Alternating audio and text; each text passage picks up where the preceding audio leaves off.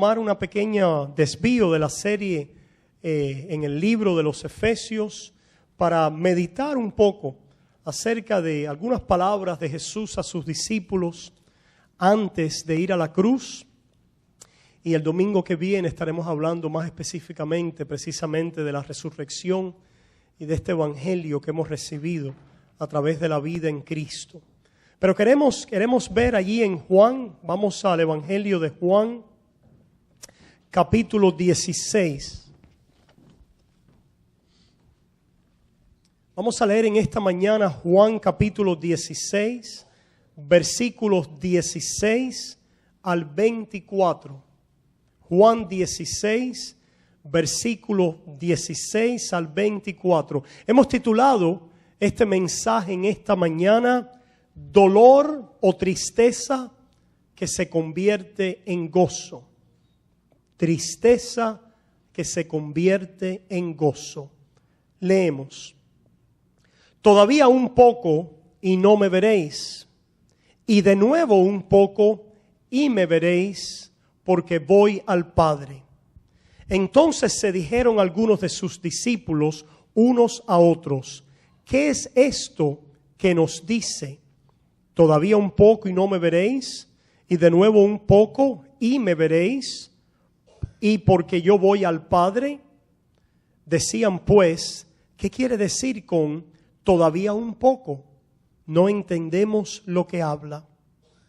Jesús conoció que querían preguntarle y les dijo, ¿preguntáis entre vosotros acerca de esto que dije? Todavía un poco y no me veréis, y de nuevo un poco y me veréis.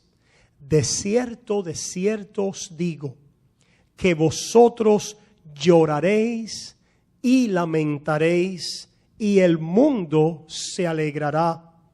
Pero aunque vosotros estéis tristes, vuestra tristeza se convertirá en gozo. La mujer cuando da a luz tiene dolor, porque ha llegado su hora. Pero después que ha dado a luz un niño, ya no se acuerda de la angustia por el gozo de que haya nacido un hombre en el mundo. También vosotros ahora tenéis tristeza, pero os volveré a ver. Y se gozará vuestro corazón, y nadie os quitará vuestro gozo. En aquel día no me preguntaréis nada. De cierto os digo, que todo cuanto pidiereis al Padre en mi nombre, os lo dará.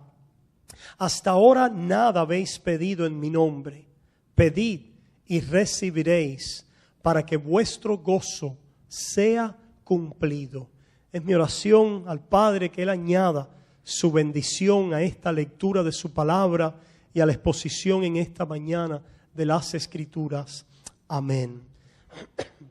Hermanos, todos nosotros, los seres humanos, de alguna manera venimos a este mundo y quizás por un pequeño tiempo, mientras somos niños, vivimos en un mundo donde nos damos cuenta que hay dolor y que hay tristeza. Pero en la medida que avanzamos en este mundo, nos damos cuenta que vivimos en un mundo donde hay dolor y hay tristeza. Ahora, los cristianos empiezan a experimentar un dolor y una tristeza que es diferente a la tristeza del mundo y que es una tristeza que puede cambiarse en gozo y en alegría. Y eso es lo que le dijo precisamente el Señor a sus discípulos en este pasaje. Él dijo, de cierto os digo. Así que sabemos que aquí hay un énfasis de Jesús. Les digo verdaderamente con énfasis que vosotros os entristeceréis por un tiempo. Tendréis dolor, tendréis tristeza, pero esa tristeza de ustedes se convertirá en gozo. El Señor alienta a sus discípulos con estas palabras, con la realidad, número uno, que habrá tristeza. Pero vamos a ver cómo el Señor les revela a ellos y en los evangelios ¿cómo es que esa tristeza se puede convertir en gozo y en alegría? Número uno, hermanos, lo primero que yo quiero que ustedes noten en este pasaje es que los discípulos están tristes porque el Señor ha comenzado a hablar de que Él va a partir. Los discípulos están tristes y tienen una profunda pena y tristeza cuando supieron la noticia que Jesús comenzó a hablar de su muerte.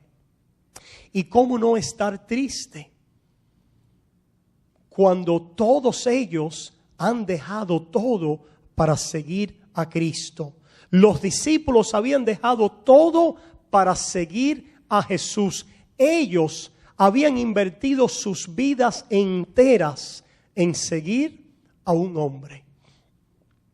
Qué cosa más grande, ¿verdad? Ustedes se fijan cuando Jesús fue a llamar a estos hombres, los encontró ocupados en diversas ocupaciones en la vida. Por ejemplo, cuando pensamos en Mateo, lo vemos ahí sentado al banco de los tributos. Él cobraba impuestos, tenía un negocito muy lucrativo. Sabemos que se había hecho rico cobrando cantidades, ¿verdad? Haciendo un negocio con aquellos cobros de impuestos que el Imperio Romano ponía sobre los pueblos que conquistaba. Sin embargo, vemos que Jesús llegó un día a él y le dijo: Mateo, sígueme. Y Mateo lo dejó todo para seguir a Jesús. Vemos a personas como Pedro, Jacobo, Juan, algunos de ellos pescadores como Pedro. ¿Cuántos de ustedes han conocido algún pescador? Yo he conocido y he estado al lado de pescadores.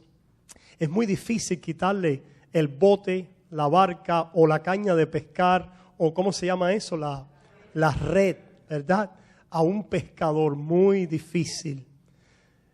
Es muy difícil quitarle a un hombre aquello que ha hecho toda su vida, en lo cual ha puesto su inversión y muchas veces su fuente de significado. Sin embargo, él llegó también a aquellos hombres y les dijo: síganme. Y ellos lo abandonaron todo para seguirle. Por eso es que ellos estaban tristes, porque ellos no podían concebir las vidas de ellos sin Jesús a su lado. No podían concebir sus vidas sin caminar con el Maestro. Y ahora el Maestro les estaba diciendo que se iba a ir y que iba a tener que morir. El primer pensamiento para nosotros en esta mañana, quizás de conectarse con nuestras vidas, es si nosotros también estamos siguiendo a Jesús en la manera que estos discípulos comenzaron a seguirlo. Ellos se entristecieron porque ellos habían invertido todo con Jesús y por eso es que se entristecieron. Los quiero llevar un momentico ahora al Evangelio de Lucas para mostrarles algo. Porque quiero decirles en esta mañana que aquello que nos cause tristeza a nosotros puede ser revelador de dónde están nuestros corazones.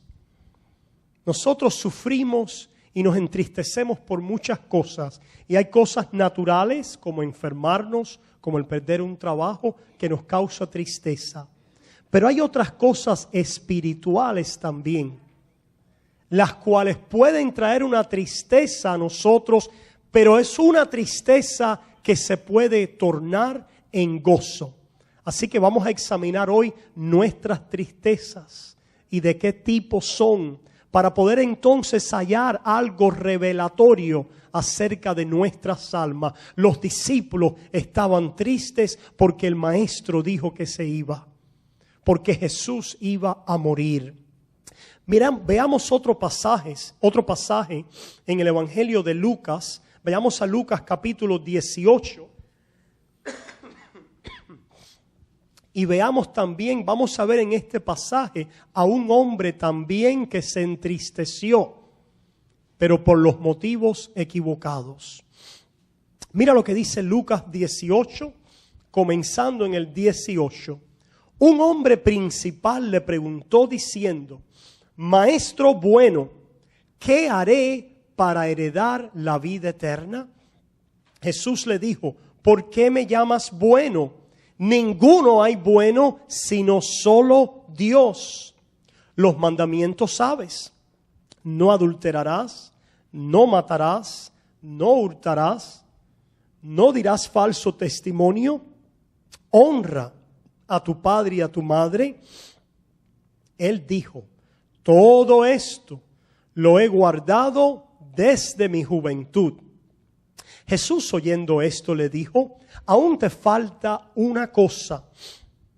Vende todo lo que tienes y dalo a los pobres y tendrás tesoro en el cielo, y ven y sígueme. Entonces él, oyendo esto, se puso muy triste porque era muy rico. Vemos aquí a un hombre que se entristeció y vamos a ver las razones por las cuales se entristeció, y después la vamos a comparar con otra tristeza que sí puede convertirse en gozo.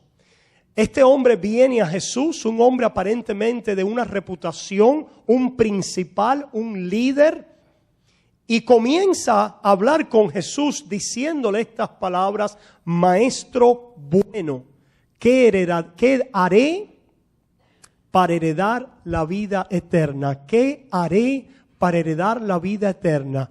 Y el Señor enseguida comienza a retar el pensamiento con el que este hombre ha llegado a él. ¿Cómo es que lo hace? Cuando le dice, ¿por qué me llamas bueno? No hay nadie bueno sino solo Dios. Pregunta, ¿no era Jesús Dios? ¿No era Jesús bueno? Por lo tanto, Jesús está tratando de llamar la atención ¿a quién? A ese hombre acerca de algo. Ese hombre aparentemente no discernía que Jesús era Dios, porque en otros momentos Jesús sí se dejó ¿qué? Adorar y llamar Dios y recibir adoración de hombres. Pero en este momento era necesario corregir la visión de alguien y entristecerlo para ver si se volvía triste a la manera de Dios. Y el Señor enseguida lo corrige y le dice, ¿por qué me llamas bueno? ¿Crees tú que los hombres pueden ser buenos? Y la respuesta de este hombre es que sí.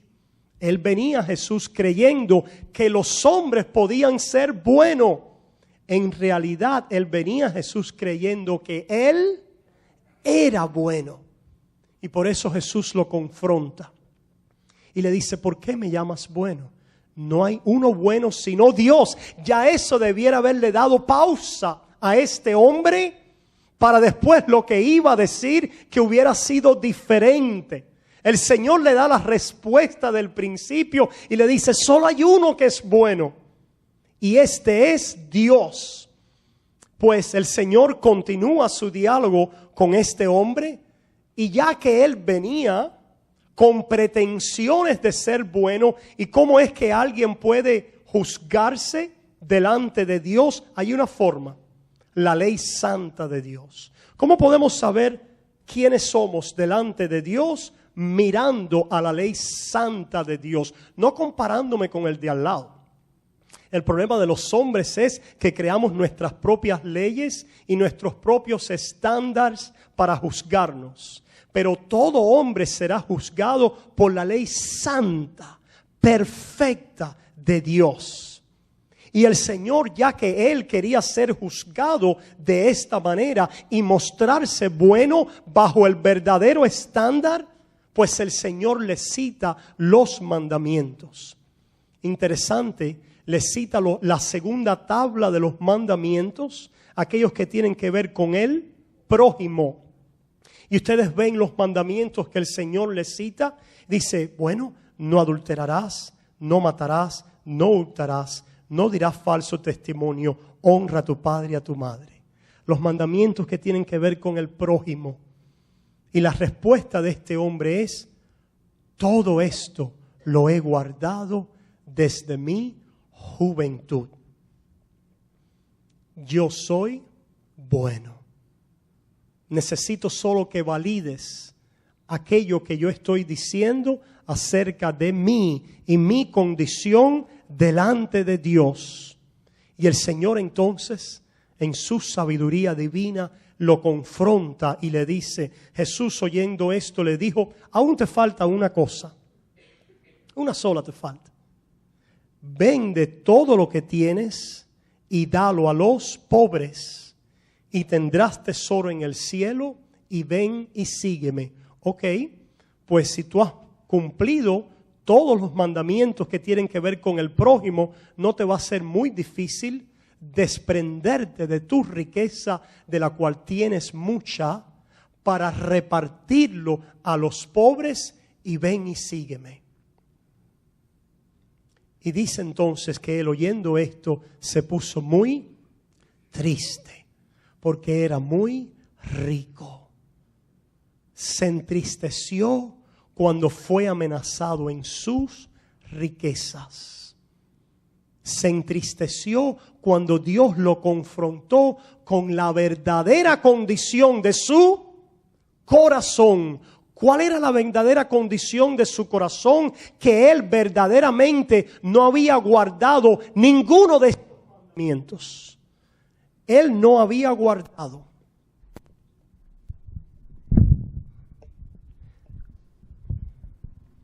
No había guardado estos mandamientos en realidad como él decía.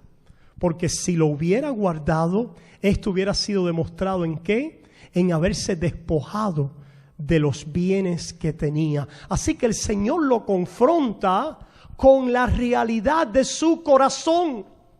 El Señor usa legítimamente la ley santa, perfecta de Dios para confrontar a los pecadores con la condición de nuestros corazones. Y le enseña ahora delante de los mandamientos que Él en realidad no es bueno. ¿No es ese el testimonio de las Escrituras acerca del hombre? No hay bueno ni aún uno. No hay justo ni aún uno. No hay quien busque a Dios. No hay quien entienda.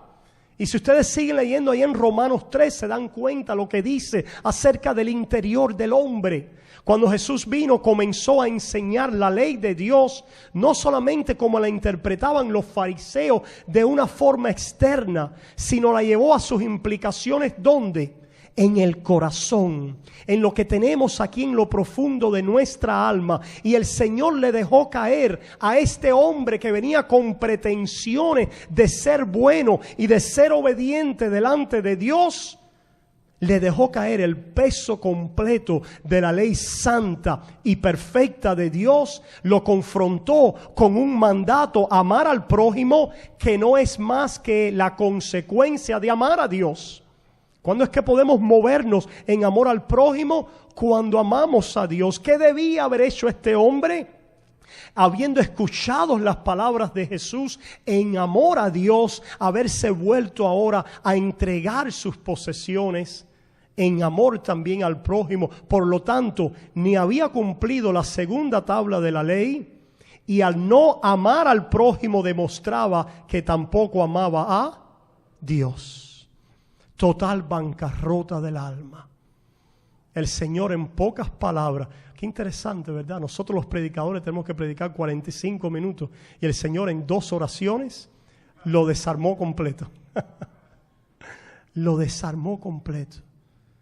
Y dice que este hombre entonces se puso muy triste. Se puso muy triste porque era muy rico. Pero hay una tristeza que puede volverse en alegría.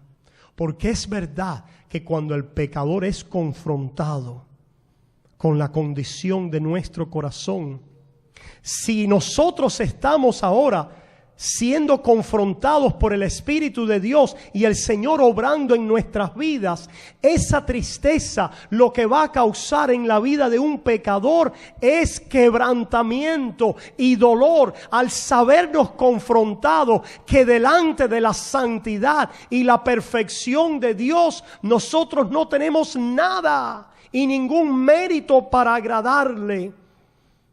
cuando el Evangelio nos es predicado, viene a nosotros con la revelación de parte de Dios que nosotros somos pecadores, que no somos buenos, que estamos necesitados, que en realidad estamos en bancarrota de alma delante de Dios cuando verdaderamente se nos confronta con la ley santa y perfecta de Dios. Y eso ahora trae una tristeza a nuestra alma. La tristeza de saber que he ofendido al Dios santo, eterno y perfecto, a mi Creador, al que me ha dado la vida. Este hombre rico podía haberse entristecido de otra manera. Podía haberse entristecido en la manera de aquellos que dice la palabra en el Sermón del Monte de Jesús: bienaventurados los que lloran, porque ellos recibirán consolación. Bienaventurados los pobres en espíritu, porque de ellos es el reino de los cielos. Este hombre rico tenía delante de él ahora, siendo confrontado, la oportunidad para poder volverse humilde, quebrantarse y decir: tienes razón, yo no soy bueno. Perdóname, oh Dios, porque yo no he guardado estos mandamientos. Perdóname porque estoy en ruina espiritual y necesito salvación. Me entristezco, me duele en el alma el hecho de que he quebrantado los mandamientos de Dios. Me vuelvo pobre espiritual. No tengo nada, sálvame. Esta es la tristeza que se convierte en gozo. Pero hay una tristeza que es del mundo, una tristeza que es carnal. Y yo me pregunto, ¿qué es lo que te entristece? ¿Has llegado al momento en tu vida donde te has entristecido en espíritu porque te has visto separado de Dios? No simplemente porque Dios te ha amenazado en algo material o en algún llamado a tu vida, y te entristeces por las cosas que se entristece el mundo. Te entristeces tú. Si tú has oído el Evangelio y tú has venido a salvación, tiene que haber habido un momento en tu vida donde te has entristecido al ver la bancarrota de tu alma. Mira cómo el Señor continúa hablando en este pasaje. Dice, al ver Jesús que se había entristecido mucho, dijo: cuán difícilmente entrarán en el reino de Dios los que tienen riquezas, porque es más fácil pasar un camello por el ojo de una aguja que entrar un rico en el reino de Dios. Hermanos, la riqueza como tal no es mala. El problema es el poder y la influencia que puede tener la riqueza sobre un corazón pecaminoso. Porque el corazón del hombre por naturaleza es dado a ser su propio Dios. Y cuando este hombre por naturaleza, que en su corazón se cree su propio Dios, le llega dinero, con el dinero llega ¿qué? Poder. Y con el dinero llega medios y fama. Yo no sé cuánto usted ha conocido a alguien que en un momento determinado parecía ser muy humilde, y cuando le llegó dinero, ¿qué pasó? Pero ese hombre cambió. ¿Pero qué le pasó a ese hombre? Y lo vemos ahora altivo y te mira así como, ¿verdad? Como un poco hacia abajo. ¿Sería que cambió o sería que eso siempre estuvo en el corazón, pero faltaba el poderío para poder ese endiosamiento del corazón mostrarse y manifestarse? Pues este hombre que vino a Jesús venía endiosado en su corazón, considerándose bueno, capaz de guardar los mandamientos de Dios a la perfección. Todos los he guardado desde mi juventud. Yo soy bueno. ¿Cómo es que me vas a decir que no soy bueno? Y el Señor lo confronta. Y precisamente con esta realidad de que es tu dinero, la corrupción de tu corazón ha sido hasta tal punto magnificada por tu poder que crees que lo puedes hacer todo, que crees que lo puedes lograr todo. ¿No pasa así a veces con los ricos? Ustedes quieren ver a un rico frustrado que no pueda lograr algo, cuando están acostumbrados ¿a qué? A lograrlo todo. Yo he visto personas así, ricos frustrados, simplemente manifiestan su pobreza espiritual. Pues el Señor les dice a los discípulos precisamente lo difícil, lo imposible, que no puede un hombre endiosado entrar en el reino de los cielos. Ese es el meollo del asunto. No puede un hombre endiosado entrar en el reino de los cielos. No puede entrar con su propia justicia. No puede entrar arraigado a su propio corazón bueno. Primero, para entrar en el reino de los cielos, tiene que haber tristeza. Pero es una tristeza que se va a convertir en gozo. Por eso el Señor continúa diciendo, dijeron, y los que oyeron esto dijeron, ¿quién pues podrá ser salvos? El Señor les dijo, lo que es imposible para los hombres es posible para Dios. Pues vemos aquí de una manera muy clara que la salvación es imposible para los hombres. La salvación es imposible para ese corazón endiosado del hombre, para esa voluntad que persigue apuntalar sus propios dioses y sus propias banderas de justicia propia y de religión. No nos llamemos a engaños, hermanos. Por eso es que el evangelio es tan contrario a la mente humana. La mente humana, si tú le das una pintura de religión y les dices, si tú haces esto y aquello, tú te vas a salvar. Y la mente carnal dice, claro que yo puedo hacerlo. Si ustedes se fijan, los movimientos y los mensajes que tenemos hoy en día con una pinturita de cristianismo te dicen que tú lo puedes hacer. Exaltan el poderío de la carne humana, exaltan los recursos que tiene el hombre para poder acercarse a Dios. Pero en este pasaje, de una manera muy clara, se describe no solo el corazón de este hombre, sino el corazón de todo hombre y mujer, endiosado y en tinieblas, separado de Dios y pensando que a través de nuestro poderío o nuestros recursos podemos elevarnos y podemos ser hallados aceptables delante de Dios. Esa persona no es pobre en espíritu. Por eso es, ¿verdad? La hermana Yoli ha estado mandando unos devocionales que me han ministrado mucho. Y comenzaba con el Sermón del Monte, esa primera bienaventuranza. Que creo que sí, estoy de acuerdo con el escritor de estos estudios, donde dice que tienen un orden. Porque esta primera bienaventuranza de Mateo 5 comienza diciendo que bienaventurados los pobres en espíritu, porque ellos verán el reino de los cielos. Los pobres en espíritu. ¿Quién es un pobre en espíritu? Aquel que reconoce la bancarrota de su alma.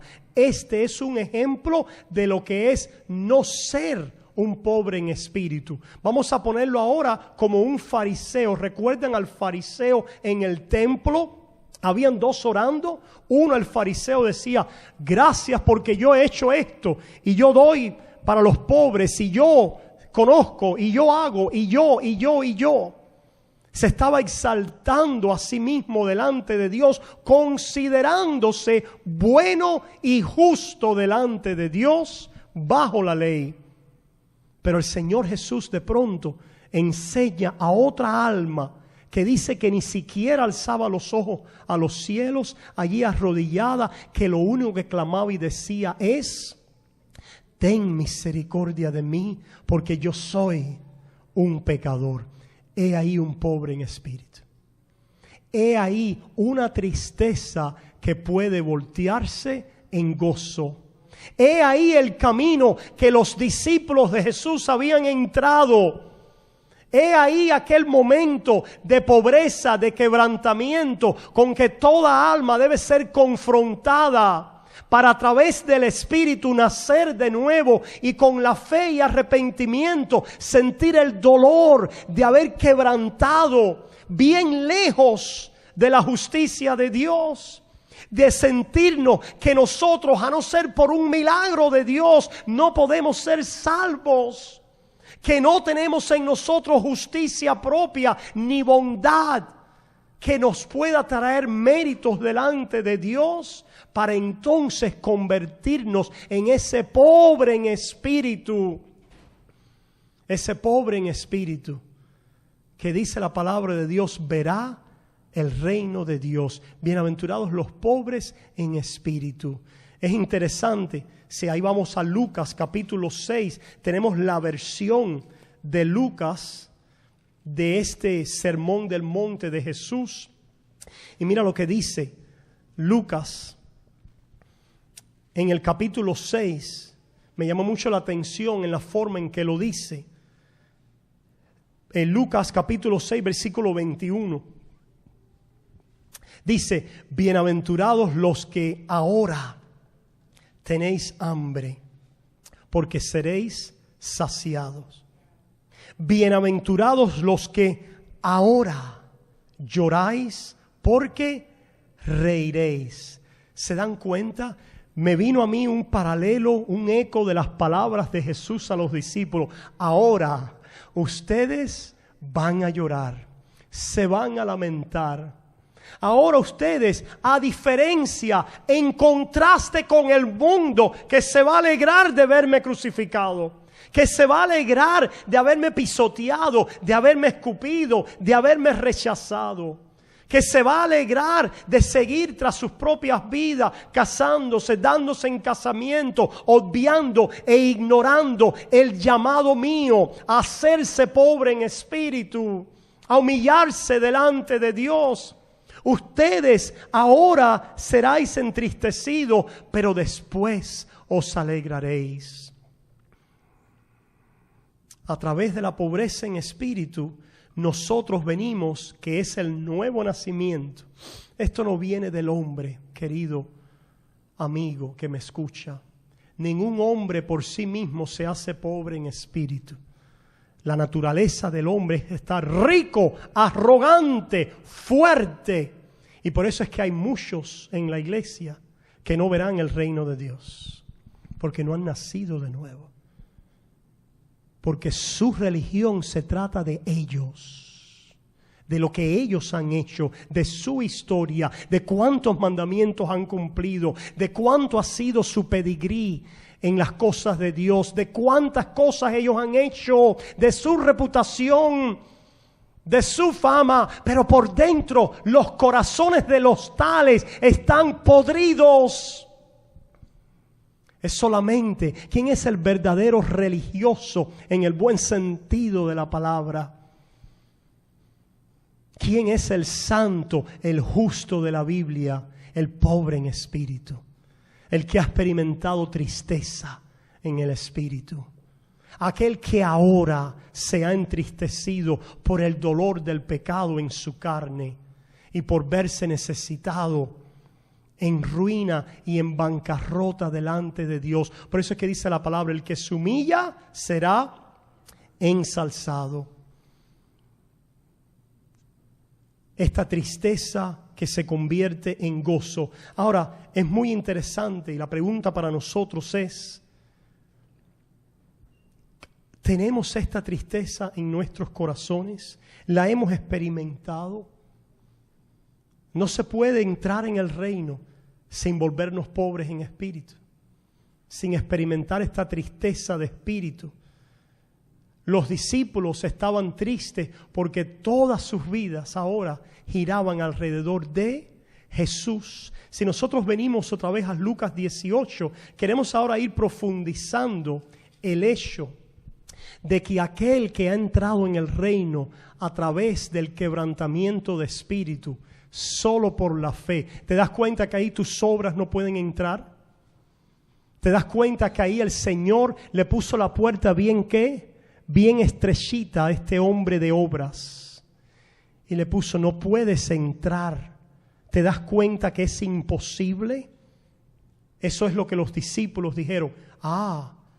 El Señor le dijo ahora, para los hombres es imposible.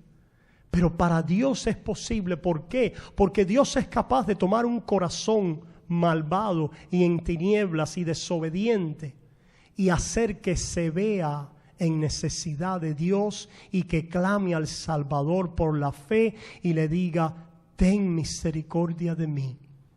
He ahí el salvo. He ahí el principio de salvación. He ahí el que cree en Dios. ¿Quién es el que cree en Dios? El que ha visto su propia ruina y bancarrota, y ahora cree que solo Dios puede salvarlo por misericordia y por gracia, no por mi bondad o por mis méritos. Y el que así le ha sido dado del Espíritu, porque esto es un don de Dios, ha nacido de nuevo a través de la fe y se ha convertido en un discípulo de Jesús. Y ahí entramos ahora en otro aspecto de este mensaje. Si nosotros volvemos a Lucas 18, continuamos leyendo algo. Jesús le dijo en el versículo 17, Él les dijo: lo que es imposible para los hombres es posible para Dios. Entonces Pedro dijo: hey, he aquí nosotros hemos dejado nuestras posesiones y te hemos seguido. Aquí está lo que les decía al principio. Los discípulos estaban tristes porque habían dejado todo para seguir a Jesús. Y es verdad, lo habían dejado en aquel momento, habían dejado todo. Pero escucha, pueblo, los discípulos no fueron salvos por dejarlo todo. Déjame mostrarte la debilidad de nuestra carne. Pedro sale, ¿quién iba a salir? Pedro. ¡Ja! ¡Qué oportunidad para decir! Nosotros lo hemos dejado todo. Y el Señor correctamente le valida eso, le dice: es verdad, y recibirán mucho más. Porque todo el que me sigue así, dejándolo todo, recibirá mucho más de mi mano. El error aquí estaría en pensar que estas personas fueron salvos porque lo dejaron todo. Porque no faltó una semana después para ver entonces al Pedro que lo había dejado todo, cuando es confrontado con su vida, decir que no soy yo. No, yo no soy cristiano, yo no estaba con él. No, de ninguna manera. Blank. Y maldecir. ¿Era Pedro salvo por haberlo dejado todo? No, porque ahí se hubiera perdido. Pero Dios no es aquel que nos salva y después nos pierde, y nos salva y nos pierde. Dios es aquel que vino un día a nuestras vidas y nos hizo pobres en espíritu, de tal manera que después Pedro, ¿qué hizo? Lloró amargamente. No pases tan rápido de la tristeza que se convierte en gozo. Es que caracteriza al cristiano. Se ha convertido en un discípulo de Jesús. En un discípulo de Jesús que ahora a lo largo de su vida, una y otra vez, el seguir a Cristo le va a costar todo.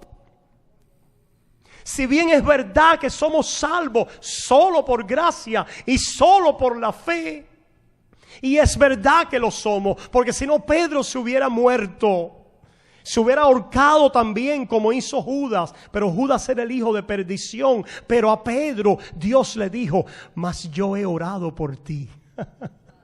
Qué bueno saber que tenemos a un Dios que para Él todo es posible, lo que para mí es imposible. Y es posible por la intercesión de Dios, por el favor de Dios, por la sangre de Cristo, por el obrar de los méritos de Jesús a mi favor. A Pedro le dijo: yo he orado por ti, para que tu fe no falle. Cuando Pedro se entristeció, inmediatamente después de saber que había fallado y negado, ahí estaba la fe viva de un creyente. La fe viva de un hijo de Dios que se entristece en este mundo cuando no puede seguir a Jesús fielmente. Los discípulos estaban tristes porque Cristo se iba. Pero el Señor les alienta y les dice: no se preocupen. Sabemos todos los discursos alrededor de esta hora. Es para vuestro bien que yo me voy a ir. Va a ser por un momento. Yo os voy a enviar al ¿Quién necesita un consolador? El que está de fiesta en fiesta.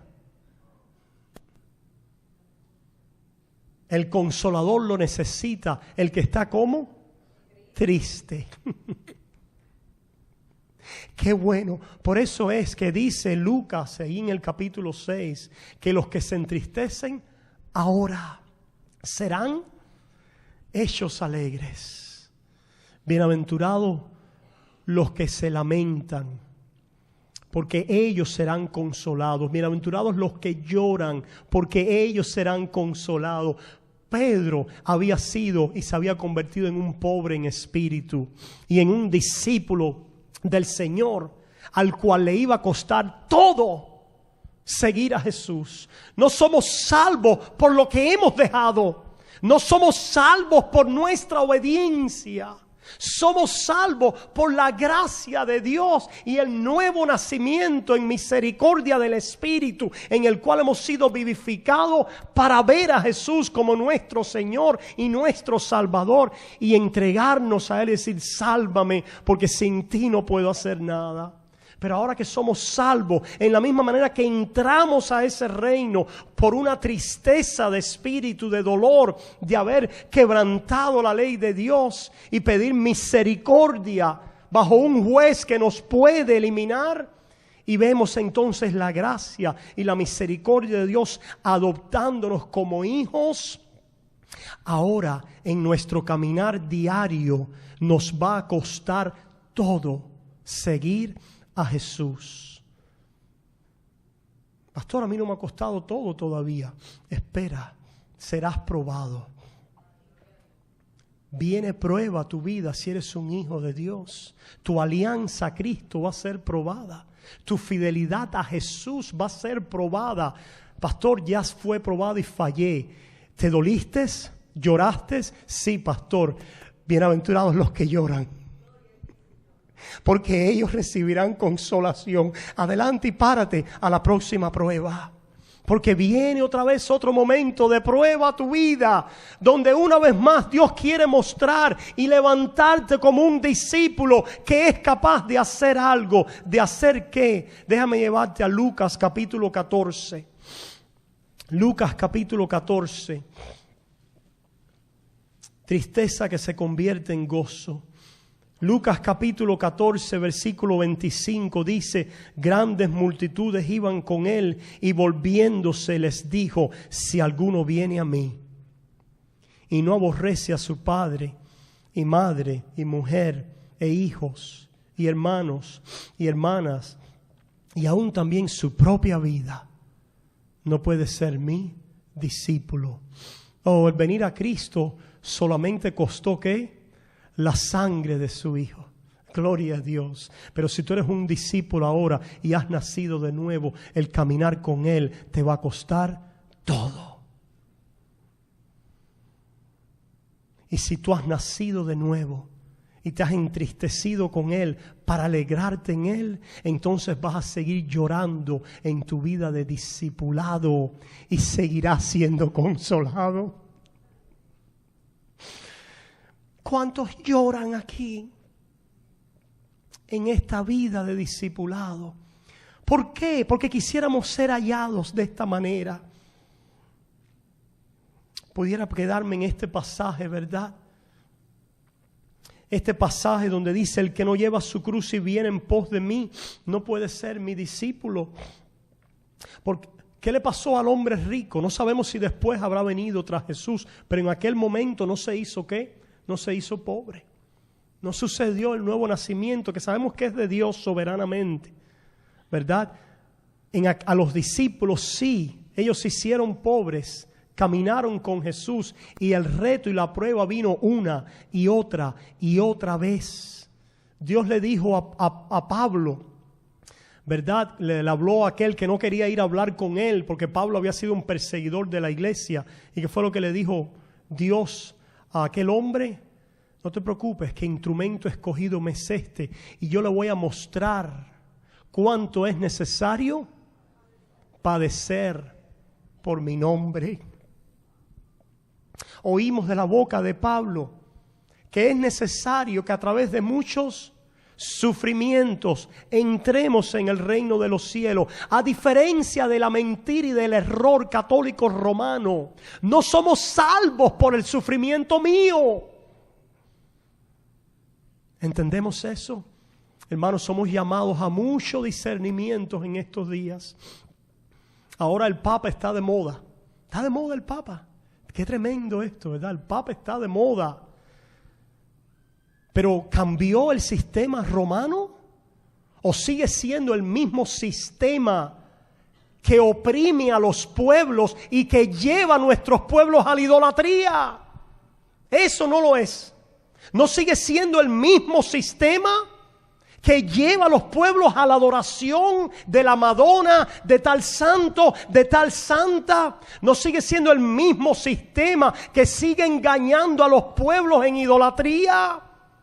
Llamémonos a discernimiento. No ha cambiado el líder de un barco pirata. No cambia que el barco es pirata. Pero estamos como ciegos, porque no hay discernimiento. Discernimiento en el pueblo.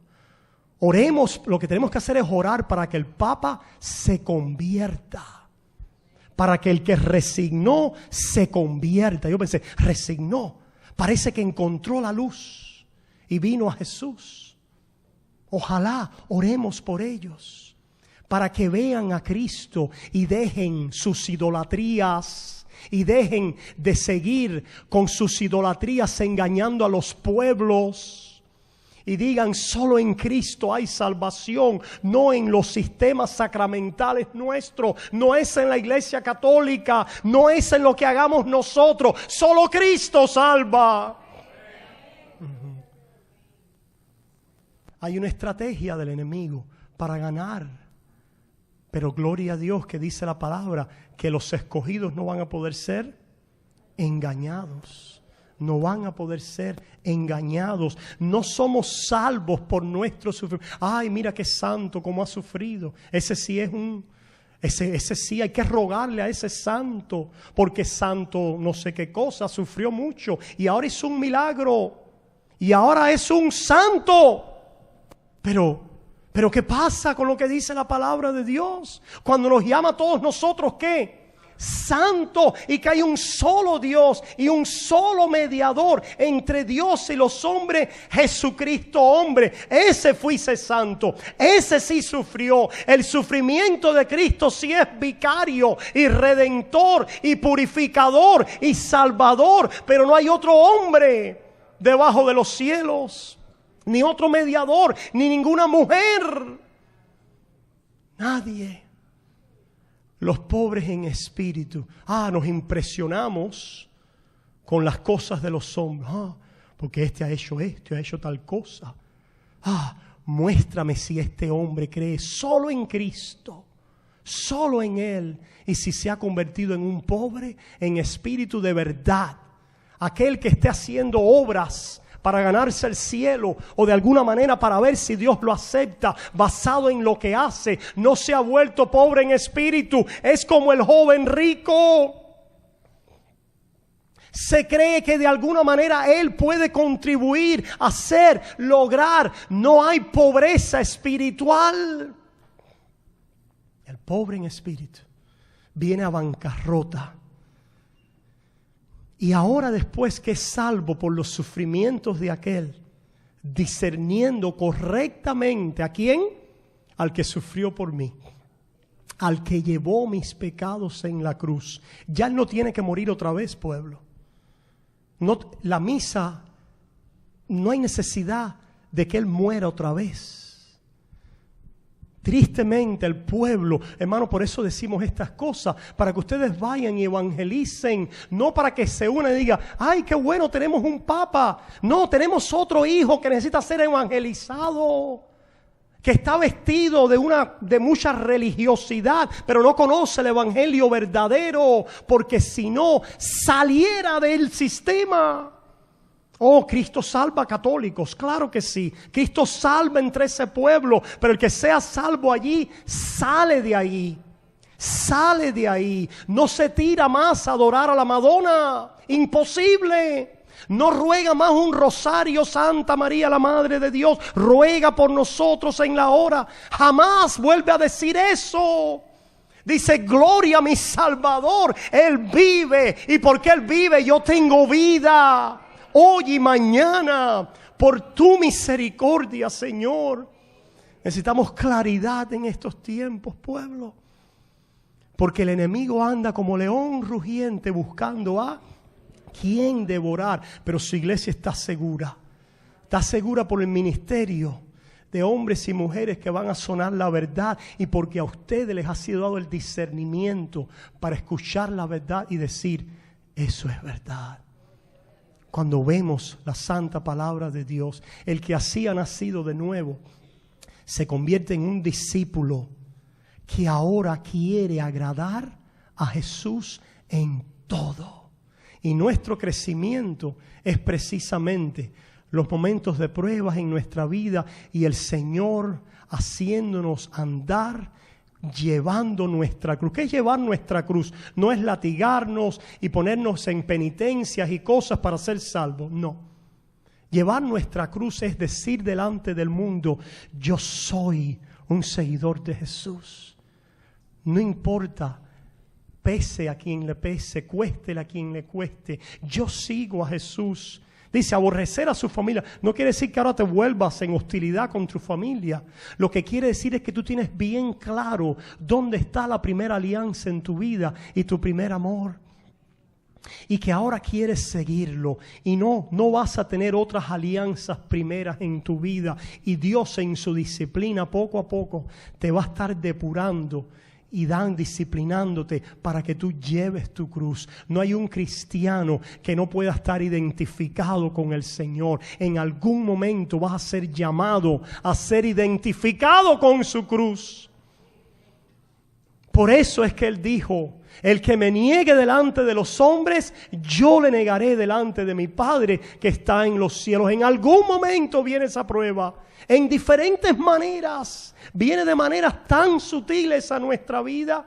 Puede ser como oímos en el radio, que un maestro en no sé qué escuela puso el nombre de Jesús y le dijo a los estudiantes, tíralo en el piso y pisotéenlo.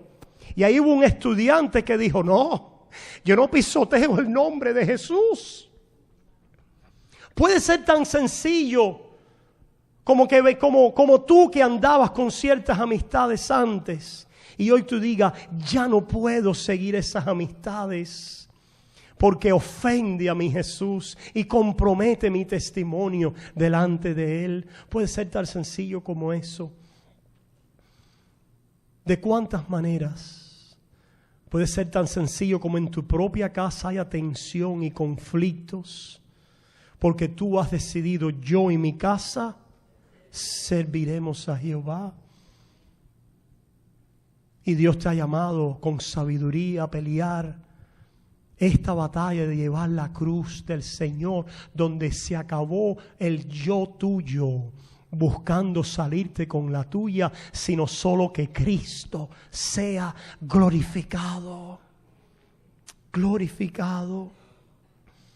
Dice, ¿quién de vosotros queriendo edificar una torre no se sienta primero y calcula los gastos a ver si tiene lo que necesita para acabarla? No sea que después que haya puesto el cimiento no pueda acabarla. Todos los que vean comiencen a hacer burla de él, diciendo, este hombre comenzó a edificar y no pudo acabar. ¿O qué rey al marchar a la guerra contra otro rey no se sienta primero y considera si puede hacer frente con 10,000 al que viene contra él con 20,000? Y si no puede, cuando el otro todavía está lejos, le envía una embajada y le pide condiciones de paz. Así pues, cualquiera de vosotros que no renuncia a todo lo que posee, no puede ser mi discípulo. El Señor poco a poco va a ir trayendo las demandas del discipulado a tu vida. Las demandas del discipulado a tu vida. ¿Cuántos están sintiendo las demandas del discipulado? Y cuántos una vez y más al llorar y en lágrimas, pero que se convierten en alegría al conocer más de Él y el Maestro y al Rey de Reyes que servimos. Continuamos rindiendo por el poder de su Espíritu, porque esto no lo podemos hacer nosotros tampoco. Continuamos por medio de la fe diciendo: Señor, yo quiero seguirte, heme aquí. Quiero darlo todo por ti, Señor. Ayúdame, Señor, te amo. Me duele cuando no puedo seguirte. Me duele cuando fallo. Pero levántame una vez más en este discipulado, porque estoy dispuesto, Señor, a dar mi vida por ti, Señor. Estoy dispuesto, Padre. Hay un sentir, ¿verdad? Yo sé que lo hay. Yo sé que lo hay. Y vienen tiempos donde habrá grandes pruebas para la iglesia. Momentos definitorios, momentos de definición. Momentos donde los verdaderos discípulos serán probados y será manifestado aquellos que son. Y muchos saldrán, pero salieron de nosotros. ¿Por qué? No eran de nosotros. Porque si hubieran sido de nosotros, hubieran quedado con nosotros. Dice la Santa Palabra. Terminamos con esto. Vayamos ahí a segunda de Corintios capítulo 5. En segunda de Corintios capítulo 5. Mira lo que dice Pablo. Segunda de Corintios 5. Y dime si este no es tu sentir. Segunda de Corintios 5. Los discípulos se alegrarían. Se alegrarían cuando vieran a Cristo resucitado. Se alegrarían. Se entristecerían otra vez cuando ascendiera. Se alegrarían otra vez cuando viniera Pentecostés. Se alegrarían otra vez en cada momento, en cada pauta de crecimiento en sus vidas de discipulado. Y se alegrarían y llorarían y sufrirían para el final de sus días alegrarse para siempre. Para siempre. Y dice Pablo en 2 de Corintios 5, porque sabemos que si nuestra morada terrestre, este tabernáculo, se deshiciere, tenemos de Dios un edificio, una casa no hecha de manos, eterna en los cielos. Y por esto también gemimos. Bienaventurados los que gimen ahora, porque después ya no gemirán más.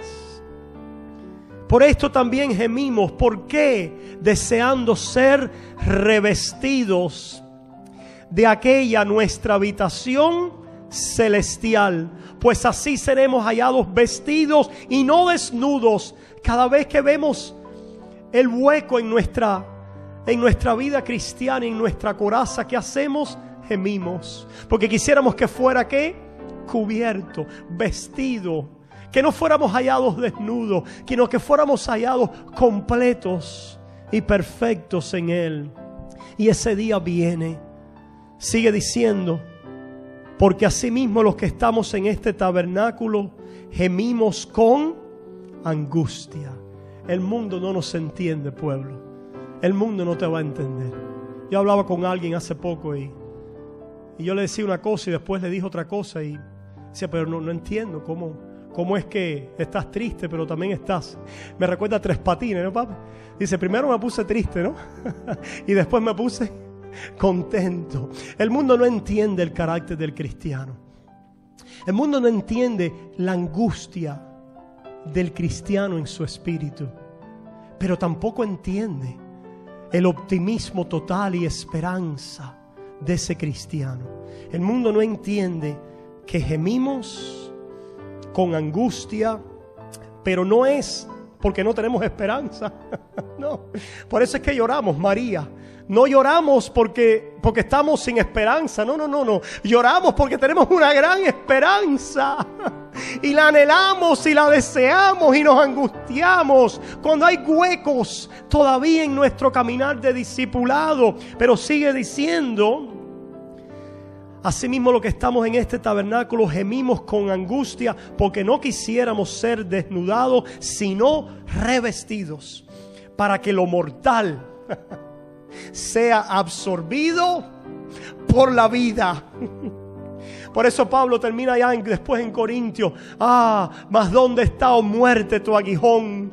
¿Dónde, oh sepulcro, tu victoria? Ahora la muerte es absorbida por la vida. Gloria a Dios. Y dice, mas el que nos hizo para esto mismo es Dios. Te hizo para esto, no para dejarte por el camino. Quien nos ha dado las arras, el ancla, la garantía, el seguro, el depósito, el sello de su espíritu para aquel día. Oh Padre, gracias. Porque tú en el Calvario te diste allí por mí. No tengo más maestro, yo fiel te seguiré. A ti me doy, pues tuyo soy, de mi alma eterno Rey. Padre, yo te ruego que si hay alguien aquí en esta mañana que ha oído acerca de su bancarrota, de la miseria en su espíritu delante de Dios, si vas a la presencia de Dios sin haberte reconciliado con este Dios a través de Cristo, estarás en ruina eterna y en perdición.